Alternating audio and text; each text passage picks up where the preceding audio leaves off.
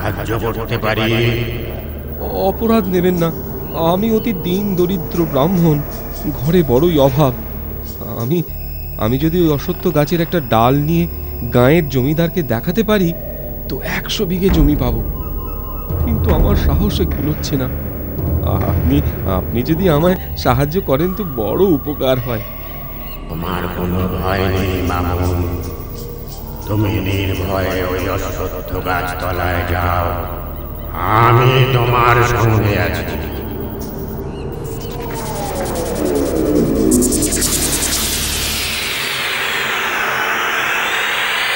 ব্রহ্মদৈত্যর কথায় সাহস পেয়ে ব্রাহ্মণ অশ্বত্থ গাছতলায় গিয়ে একটা ছোট ডাল কাটার জন্য যেমনি দায়ের কোপ লাগিয়েছে অমনি হুড় দূর দাঁড় করে সেই শব্দ শুনে আর তাদের দেখে ভয়ে ব্রাহ্মণের প্রাণ শুকিয়ে গেল।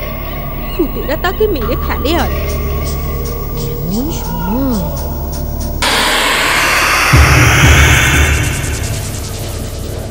ওহে ভূতেরা, আমার কথা শোনো। এই বামুন অতি গরিব, এই গাছের একটা ডাল পেলে ওর দুঃখ বুঝবে। গায়ের জমিদার ওকে 100 বিঘে জমি দেবে।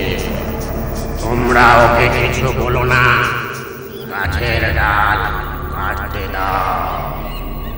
হুজুর, আপনি যখন বামুনের উপর সদয় হয়েছেন, ওকে আর কষ্ট করতে হবে না। আমরাই ডাল কেটে দিচ্ছি, আমরাই ডাল কেটে দিচ্ছি, আমরাই ডাল কেটে দিচ্ছি।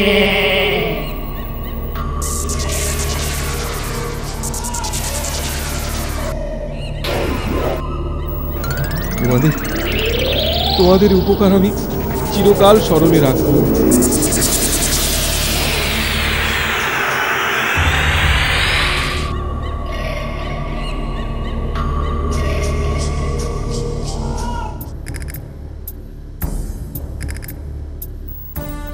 আশ্চর্য, অবাক কাণ্ড! এই ডাল যে ওই ভূত অশ্বত্থ গাছেরই, তার প্রমাণ কি? ঠিক কথা, প্রমাণ কি?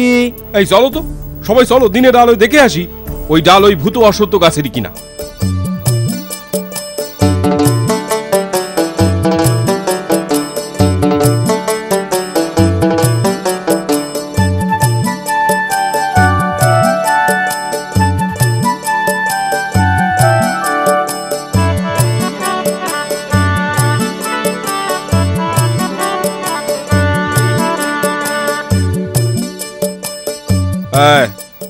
এই যাও দেখো তো ওই কাটা ডালে এই ডাল মেলে কিনা। যাও যাও, ওঠো, গাছের ওপর ওঠো, যাও। হুজুর, এ ডাল এ গাছেরই। বামুনের সাহস আছে। নায়েব, বলুন হুজুর। 100 বিঘে জমি বামুনকে এক্ষুনি দেওয়ার ব্যবস্থা করো, এক্ষুনি করো। যথা আজ্ঞা হুজুর। মহানুভব জমিদার মহাশয়ের জয় হোক। জয় হোক, জয় হোক, জয় হোক, জয় হোক। দেখো বামুন, তোমার জমির সীমা বুঝে নাও। ওই দূরে ওই তাল গাছের সারি দেখা যাচ্ছে, সেখান থেকে এই অবধি জমির মালিক আজ থেকে তুমি। এত এত জমির মালিক আমি? বিশ্বাসই হচ্ছে না। এসবই তার দয়া। ধানগুলো পেকেছে বলো? সেটাই তো চিন্তার। 2-1 দিনের মধ্যে না কাটলে সব ধান নষ্ট হয়ে যাবে। 100 বিঘে জমির ধান মজুর লাগিয়ে কাটাবো, সে পয়সা কোথায়? তবে উপায়? উপায় একটা আছে। ভাবছি সেই দয়ালু ব্রহ্মদৈত্যের কাছেই যাই, তিনি নিশ্চয়ই একটা কিছু করবেন। তোমায় কি ভূতে পেয়েছে? বারবার গেলে উনি যদি রুষ্ট হন? না না, আর গিয়ে কাজ নেই, শেষে হিতে বিপরীত হতে পারে। এই তোমার এক ভয়, উনি সেরকম মানুষ সেরকম ব্রহ্মদৈত্যই নন। দেখো সব ঠিক হয়ে যাবে, একটা উপায় উনি করবেনই।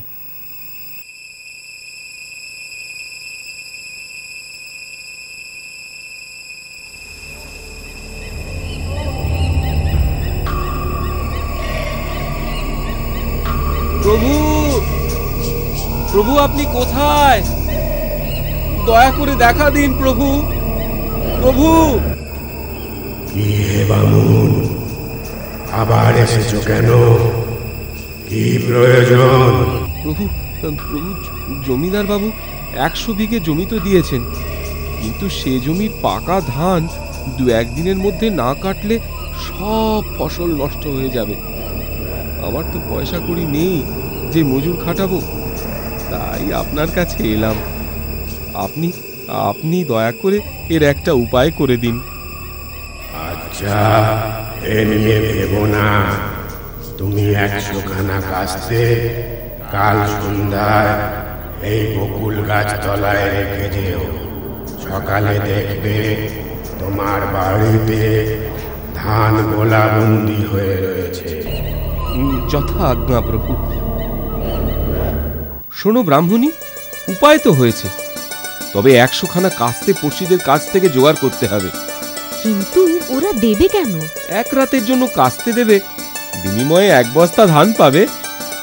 এতে দেখো সবাই ঠিক রাজি হয়ে যাবে। তা বটে, চলো দুজনে মিলে পড়শিদের কাছে যাই, তারপর গোবর দিয়ে উঠোনটা নিকিয়ে রাখবো খন।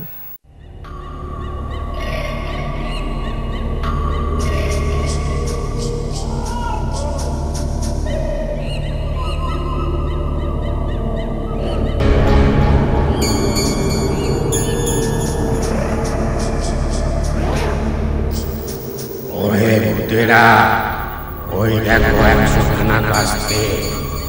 আজ রাতে তোমরা সেই ব্রাহ্মণের 100 বিঘে জমির ধান কেটে ছেড়ে তার বাড়িতে গোলাবন্দি করে দিয়ে এসো। শোনো, কোনো কাজ যেন বাকি না থাকে। যে আগে যে আগে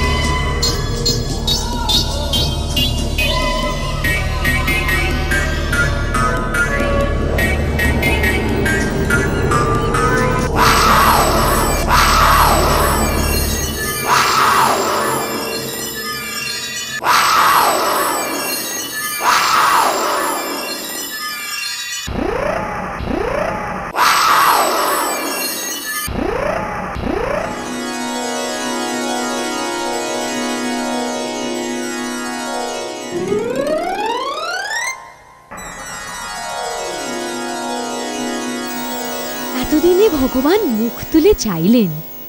আমার তো মনে হয় ওই ব্রহ্মদৈত্যই সাক্ষাৎ ভগবান। তা যা বলেছ, ওর অশেষ দয়া। ব্রাহ্মণ সেই ধান বিক্রি করে অনেক টাকা পেল। সেই টাকা দিয়ে ক্রমে ঘর বাড়ি দর দালান তৈরি করে ব্রাহ্মণ আর ব্রাহ্মণী সেই গ্রামে সুখে স্বাচ্ছন্দ্যে বসবাস করতে লাগলো।